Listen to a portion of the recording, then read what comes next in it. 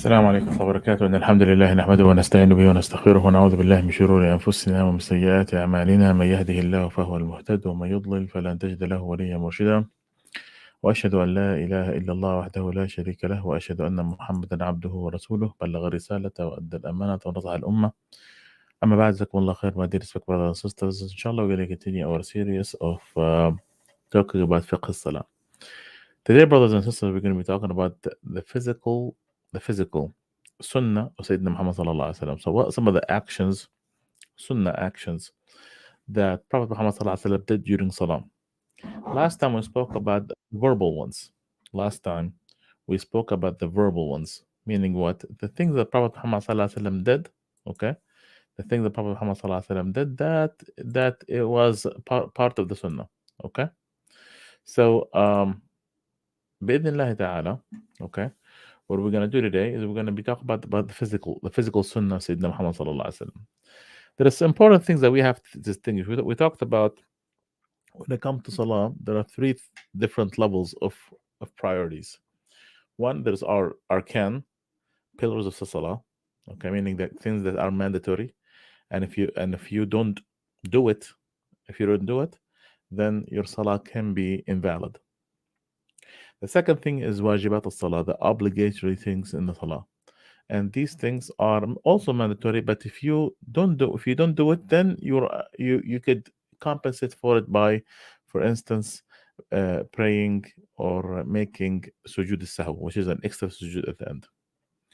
The Sunnah of Sayyidina Muhammad sallallahu alaihi wasallam, the Sunnah we talk about today and we talked about last week, these are things that are, yani, if you do, then it's great. And if you don't, yani, it's something looked down upon, but it wouldn't invalidate your prayer.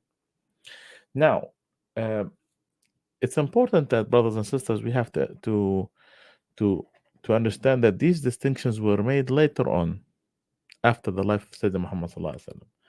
Yani, why is that? Because nowadays we make these distinctions. This is a sunnah, this is a wajib, this is a rukun.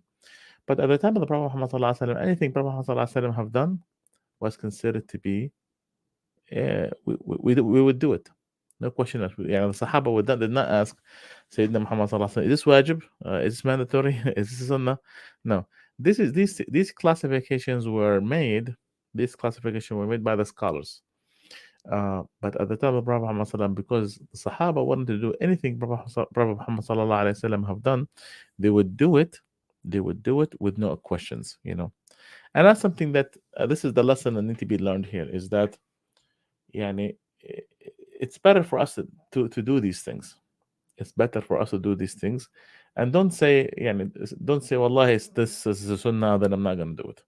Okay, so now let's talk about some of the physical sunnah of Sayyidina Muhammad sallallahu alaihi wasallam. Again, physical things, sunnah is things that Prophet Muhammad sallallahu alaihi wasallam have done during the salah.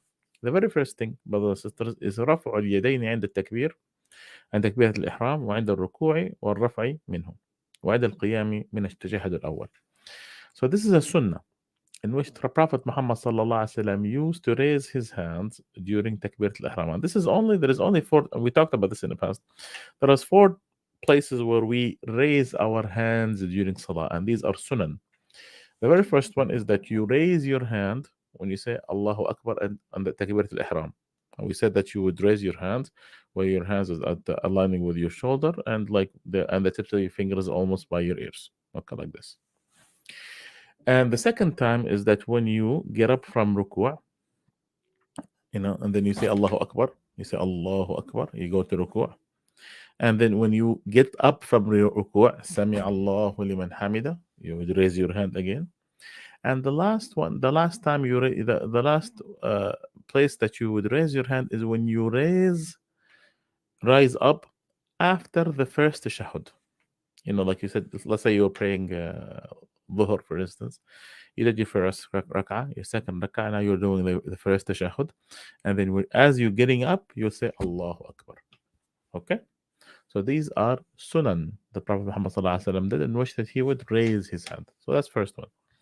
Second one is جعل الكف الأيمن على اليسرى فوق الصدر. And we talked about this before also. Is that how do we put our hands on our shoulder like this? Okay, I'm gonna show you guys. So without allowing the camera a little bit. So you would do this. You would put your right hand above your left hand and the wrist above the wrist, and then you'll be in the middle of the chest. That's the way you would put your hands when you pray. Unfortunately, there are يعني, many Muslims nowadays that they would, for instance, they would put their hands on their sides, but this is not the Sunnah of the Sayyidina Muhammad sallallahu alaihi wasallam. The Sunnah is to put your hands on your chest like this. Okay, and يعني, there is a hadith of Prophet Muhammad sallallahu alaihi wasallam where he says, وَوَضَعَ يَدَهُ الْيُمْنَى عَلَى يَدِهِ الْيُسْرَى عَلى صَدْرِهِ. That Prophet sallallahu alaihi wasallam he put his right hand above his left hand on his chest, and that's the Sunnah of Sayyidina Muhammad sallallahu alaihi wasallam. And this is something that we, like I said, we should do. We it's better for us to do. وَمَا أَتَاكُمُ الرَّسُولُ فَخُذُوهُ وَمَا نَهَاكُمْ عَنْهُ فَانْتَهُوا. Whatever Prophet Muhammad sallallahu alaihi wasallam told you to do, then you do it. And whatever he forbade you from doing, that you don't do. You know. And Prophet Muhammad sallallahu alaihi wasallam said, "Sallu kama ra'aytumuni usalli." So pray like you see me pray. Okay. So that's the second sunnah. Third thing, النظر إلى موضع السجود. That you would look. What does that mean? You would look at the place where you make sujood. A lot of times, this is because this is sunnah, but also helps you focus, helps you have tranquility, because if your sight is all over the place, you're looking at the room, you're looking at the door, you're looking at the window, you're looking at no, this is not khushu'. That's why the sunnah is that you look where at the place where you make sujood. Okay, let's say I'm gonna put you would assume that you would put your head somewhere in the ground, and then this is what you're gonna look during the time when you are standing up. Okay, unless you are in front of the Kaaba. Unless when you are in front of the Kaaba, then you would look at the Kaaba. Okay. All right. So that's a third sunnah. The fourth sunnah is جعل الرأس حيال الظهر في الركوع. Okay. So imagine this is your body when you are making ruku'. Okay. So you're standing up, and now you say Allahu Akbar, and you raise your hand. You say Allahu Akbar. So the thing is, we see this quite a bit actually. Imagine if this is your head. Okay. It's a sunnah that you would make your head align with your back when you are making ruku'ah. Okay. A lot of brothers or a lot of sisters, what they do this, like they would bend their back, and this is not the sunnah. Is that you would straighten up your back and you make your head align with your back. This is the sunnah.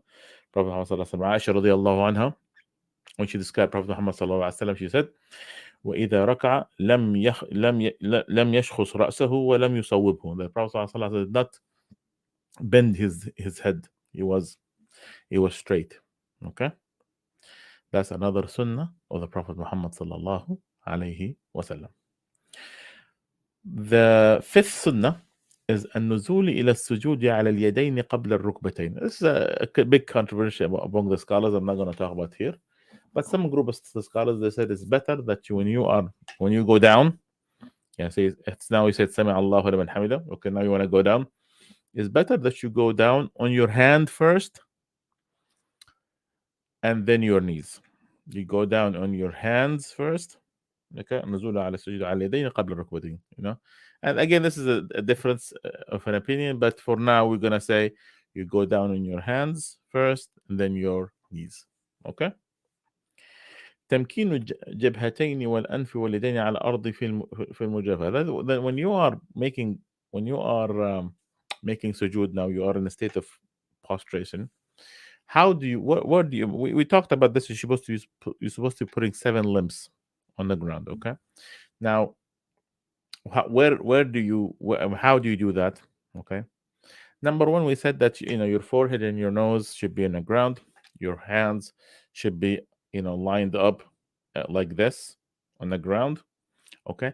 And also, if this is very important, okay, that you would raise your elbows and you don't put them down. you would raise your elbows. Why is that? Because Prophet Muhammad sallallahu alaihi wasallam, he forbade us to prostrate like a dog.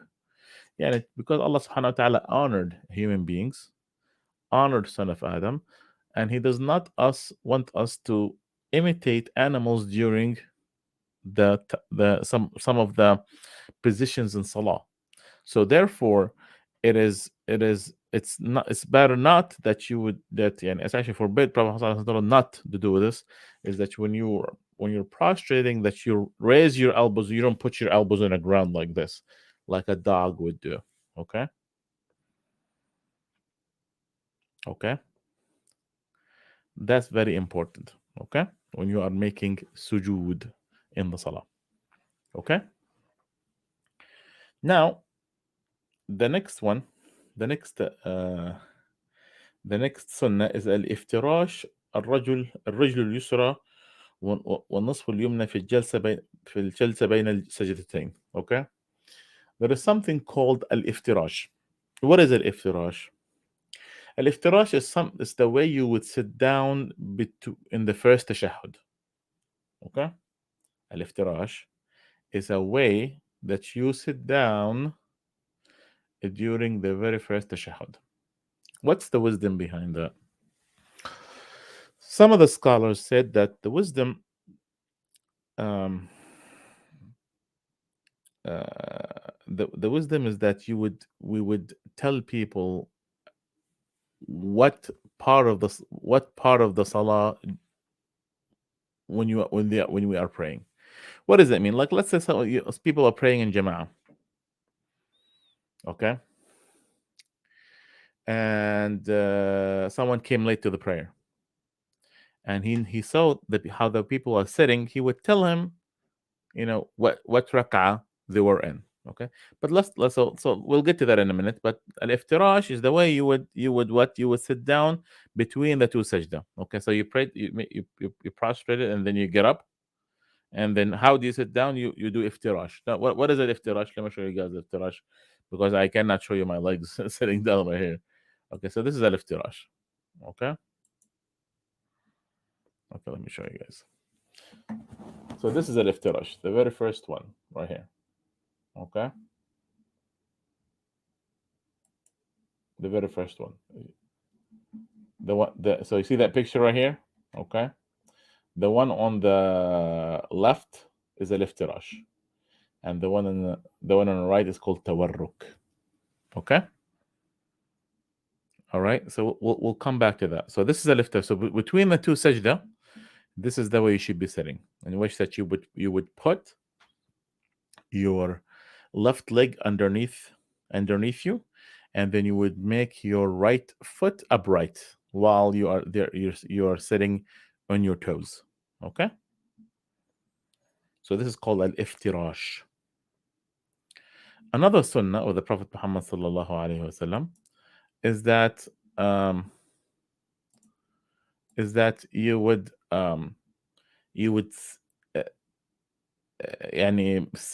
extend the time between the two sajda. Like a lot of people, like, they would just sit there for like a half a second and then they go back. No, it's a sunnah to stay a little bit longer. That's a sunnah of the Prophet Muhammad sallallahu alaihi wasallam. Okay. Another sunnah, and it's kind of an abandoned sunnah, is that people are encouraged to sit down before they get up. So let's talk about this again. So let's say someone have finished his first rak'ah and wish that he did his qiyam, his ruku', sami Allahu liman hamida, his another qiyam, okay, and he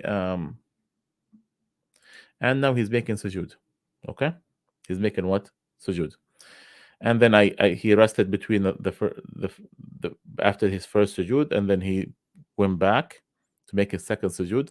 It's a sunnah to make another sitting before you get up for your second rak'ah. It's called jalsat al-istiraha, in which that you would sit down and then you would get up. Okay, again, you would sit down for a little bit and then you would get up. So this is called jalsat al-istiraha. You would sit down for a little bit. That's actually healthy for you. I mean, there's actually scientific proof to prove that this is healthy for you, because a lot of times this is the way you would cause orthostatic hypotension. I'm not going to go into this issue, but the point is that it's healthier, that some people should not be getting up immediately after they're sitting down. Okay, so again, this is something that that's a sunnah of the Prophet Muhammad sallallahu alaihi wasallam, that he would sit down before he would get up, and as there is a authentic hadith in which Prophet Muhammad sallallahu alaihi wasallam said, "ولم ينهض حتى يستوي قاعدا." Prophet sallallahu alaihi wasallam did not get up immediately to the second rak'ah unless he sat down to rest. Okay, this is the sunnah of the Prophet Muhammad sallallahu alaihi wasallam. Now, how did Prophet Muhammad sallallahu alaihi wasallam got up when he was getting up to his second rak'ah? He said, الاعتماد على الأرض باليدين عند النهوض. Prophet ﷺ, he used to use his hand to get up. Some people, can get up without using their hand or putting their hands to, to push against the ground to get up. Some people can do that, but the sunnah of the Prophet Muhammad ﷺ is he used to, he would push against the ground for him to get up before he would go into his second rak'ah. And some of the Sahaba, they said that they would do the following, like as they are making a dough, like they would push in the ground like this, and they would get up for their second rak'ah. Okay.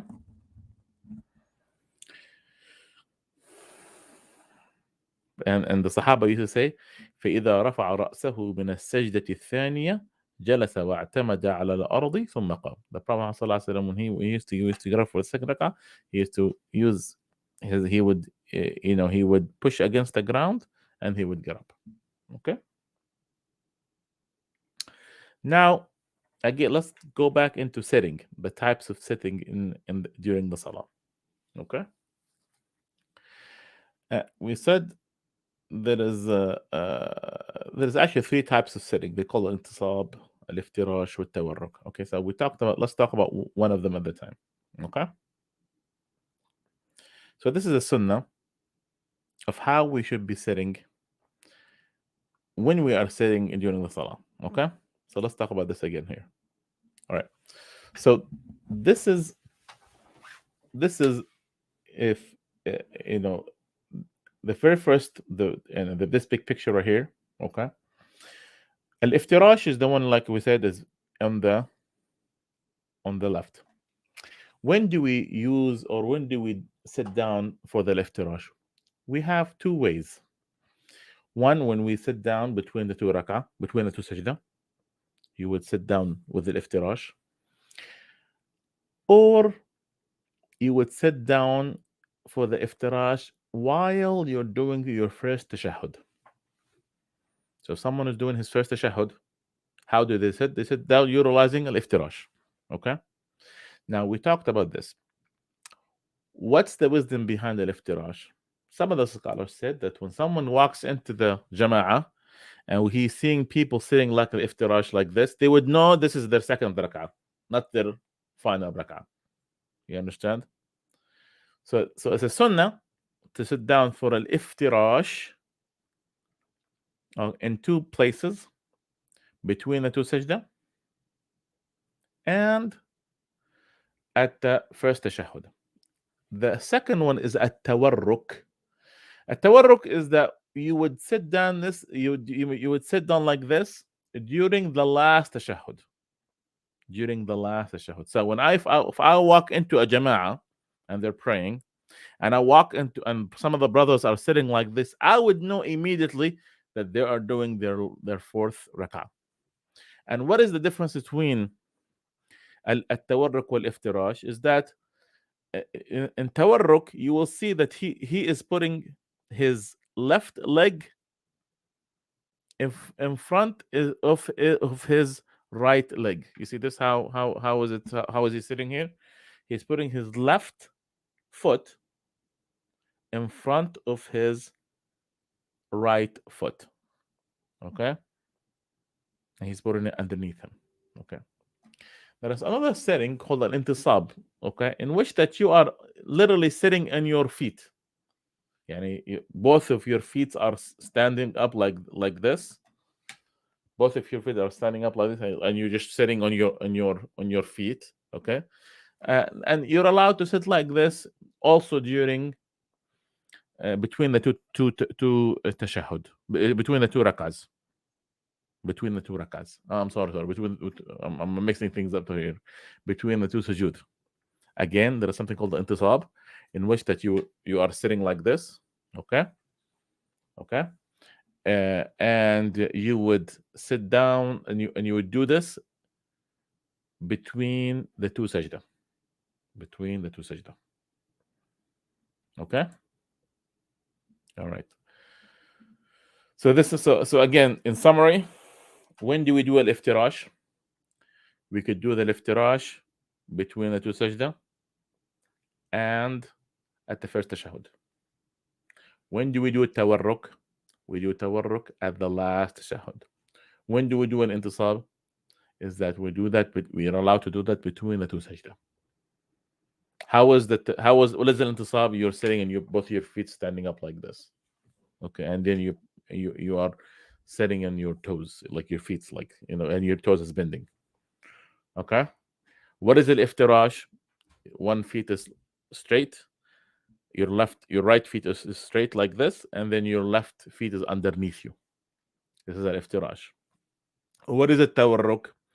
Is that your right foot is straight, okay, and your left foot is in front of it, underneath your right leg, just like in the picture. Okay.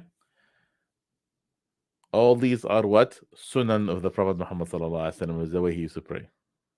I know, brothers, this is kind of detailed. I understand that. But, and subhanAllah, what does it take for someone to sit like this? That's another thing that we need to think about. What does it take for someone to sit like this? Wallah, it takes seconds. It doesn't take anything from you. It doesn't take absolutely nothing from you. It's just a habit that you would have to develop. And if you do that, Allah subhanahu wa ta'ala is going to give you hasanat, easy hasanat when you are praying. Why? Because I followed the sunnah of the Prophet Muhammad sallallahu alaihi wasallam. Okay. So that's another thing that we need to think about here. The last thing, brothers, the last sunnah of the Prophet Muhammad sallallahu alaihi wasallam during the salah is that how he used to move his finger during the tashahhud. Okay. Because you have some people doing this, you have some people going circles. No, the Prophet sallallahu alaihi wasallam, he used to do, he used to circulate his middle finger with his thumb like this. Okay, like this. Middle finger with his thumb, and his index finger used to be like straight up, and he used to move it very quickly like this. This is the sunnah. Okay, not like this, or not like not and just move it lightly like this and very quickly. And that's what the most scholars would say is the authentic way of how Prophet Muhammad sallallahu alaihi wasallam used to move his index finger during the tashahhud, and he would do that during all of the tashahhud.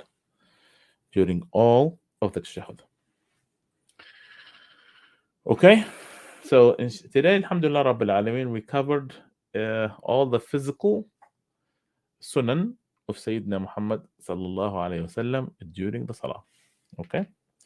So if there is any questions bi'idhnillahi ta'ala from our audience, whether they are live or online, we'd be more than happy to answer them bi'idhnillahi ta'ala.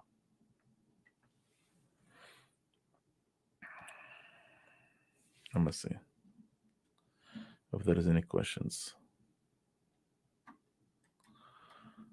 All right.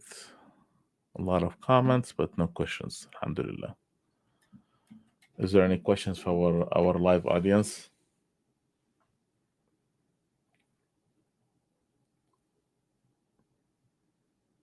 Khair, inshallah. Jazakumullah khair.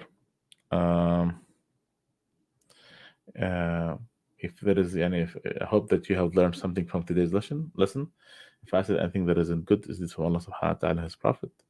If I said anything appropriate for myself and shaitan, جزاكم الله خير لحسن استماعكم. سبحانك وبحمدك نستغفرك ونتوب إليك. والعصر إن الإنسان لفي خسر إلا الذين عملوا الصالحات وتواصوا بالحق وتواصوا بالصبر. جزاكم الله خير، والسلام عليكم ورحمة الله وبركاته.